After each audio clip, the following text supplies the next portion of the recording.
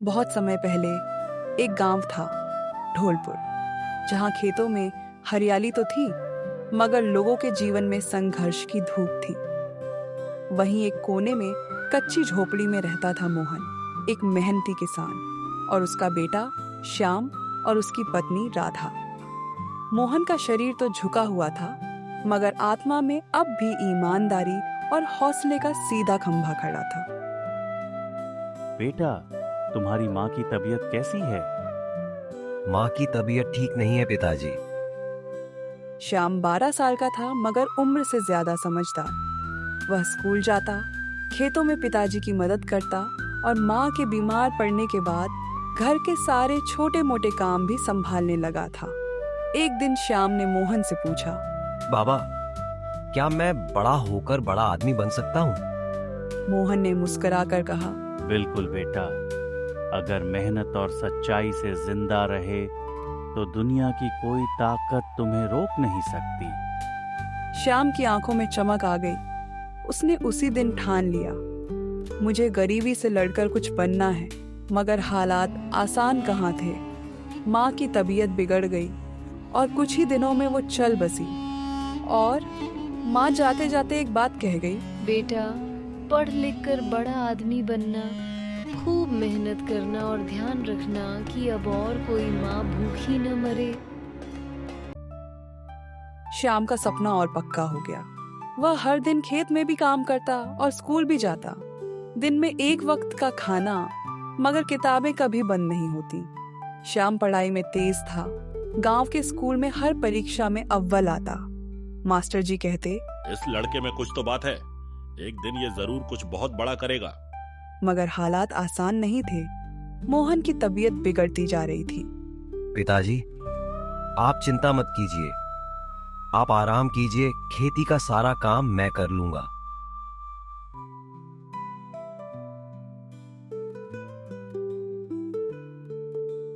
खेती से बस इतना ही मिलता कि घर किसी तरह चल जाए। कभी उधार, कभी दिन काट कर रात में अधपेट खाना। श्याम कई बार सोचता, क्या छोड़ दूं स्कूल और मजदूरी करूं? लेकिन फिर माँ की याद आ जाती, जिसने मरने से पहले कहा था, बेटा, पढ़ लिख कर एक दिन ऐसा बनना कि कोई और माँ भूखे न मरे। पिताजी, मैंने हाई स्कूल की परीक्षा पास कर ली है। मैंने स्कूल में टॉप किया है। अरे वाह बेटा, यह तो बहुत खुशी की बात है। अब तुम आगे तैयारी करो। श्याम 11वीं कक्षा में जब पहुंचा तो गांव में स्कूल की पढ़ाई पूरी हो गई। अब शहर जाना जरूरी था, मगर कैसे? मोहन ने घर की एकमात्र गाय बेच दी और श्याम को पास के कस्बे में भेजा। मोहन की आंखों से आंसू टपक पड़े। जा बेटा, अब अपने सपनों को सच कर। श्याम किराए के छोटे से कमरे में रहने लगा। सुबह अखबार बांटता, फिर स्कूल जाता, शाम को बर्तन धोने का काम करता और रात में मोमबत्ती की रोशनी में पढ़ाई। 12वीं की परीक्षा में उसने पूरे जिले में पहला स्थान पाया। पिताजी, मैंने 12वीं कक्षा में जिला टॉप किया है। अरे वाह बेटा, यह तो बहुत खुशी की बात है। मुझे तुम पर नाज है। समाचार पत्रों में नाम आया, गरीब किसान का बेटा बना टॉप पर।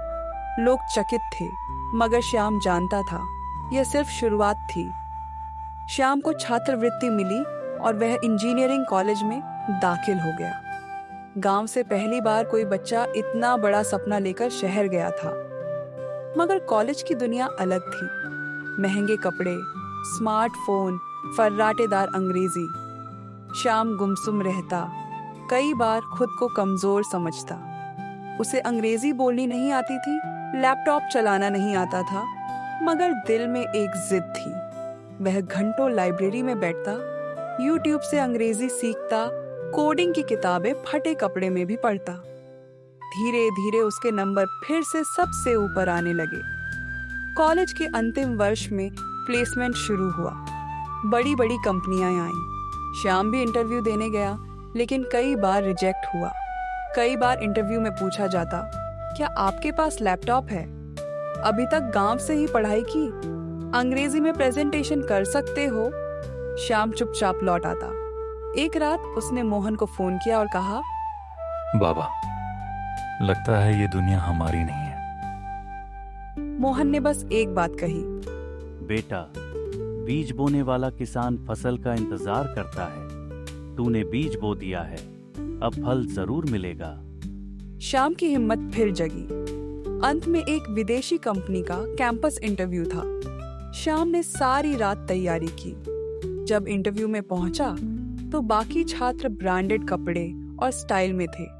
श्याम अपने पुराने सफेद शर्ट और पॉलिश की हुई चप्पलों में गया। इंटरव्यूअर ने पूछा, tell us about yourself. Shyam ने टूटी फूटी अंग्रेजी में कहा, I am farmer's son.